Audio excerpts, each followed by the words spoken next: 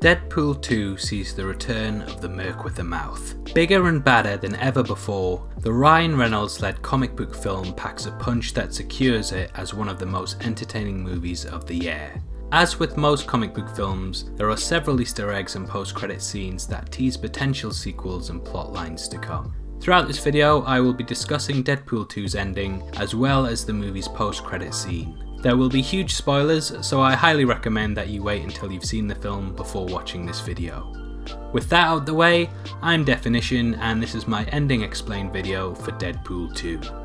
After watching his girlfriend brutally murdered in front of him, Deadpool is on a suicide mission. In the film's opener, he attempts numerous ways to end his life, but is unable to do so because of his healing factor.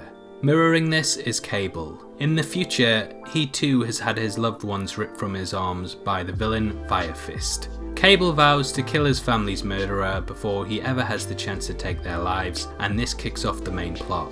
Travelling back in time, he hunts down Fire Fist as a child before his powers had fully matured. Unbeknownst to him, the young boy and Deadpool have struck up a friendship, and the two must battle one another as one tries to murder him whilst the other tries to protect him. In their first confrontation, Cable takes a memento from Deadpool, and this comes into play in the final act. This lead coin was from Deadpool and his girlfriend's first date, and obviously has a lot of sentimental value for the Merc with a mouth. As our protagonist's friendship with Fire Fist shatters early on at a prison which uses collars to neuter mutant powers, the boy comes into contact with the Juggernaut. They bond, and the duo team up in order to take down those who wronged him in his childhood. After visits to the afterlife, Deadpool knows that he must find redemption by saving the boy's life. He draws up an uneasy alliance with Cable, as neither can take on the Juggernaut head on, and they must work together as a team even though their goals are opposite. In the final act, Cable goes to kill Fire Fist, but before he can, Deadpool jumps in the way of the bullet and sacrifices himself in order to save him. The character is wearing a collar that neuters his powers, and as such he is unable to heal, and he dies at the scene. He is reunited with his loved one in heaven, so it's a bit of a happy ending.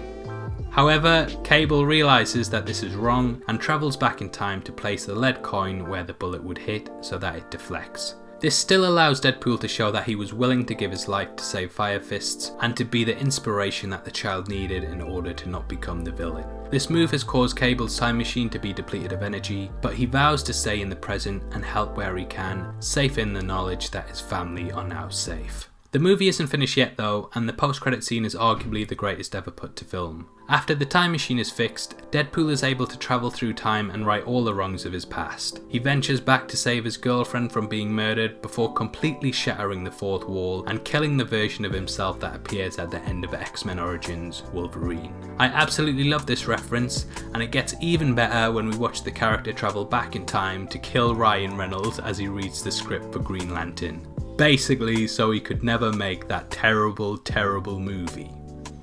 I thoroughly enjoyed Deadpool 2 due to its crass humour, outstanding action scenes and overall charm. I was never a huge fan of the first film, however this rights a lot of its wrongs, and there are several moments throughout that really shone for me. Josh Brolin was phenomenal, and whilst I don't think that he topped his Thanos performance, he still was very good in the role. Deadpool 2 was a blast from start to finish, and I can't wait to watch it again.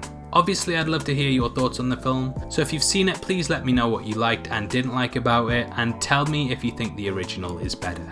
If you enjoyed this video then please like it and subscribe to my channel, as I do ending explain videos across a wide range of media from TV to games, movies and more. There'll definitely be something on the channel that you love, and if you want to see more then check out my ending explain videos for Avengers Infinity War and the new Netflix horror Family Blood. Thanks very much for taking the time to watch this video. I'll see you next time. Take care. Peace.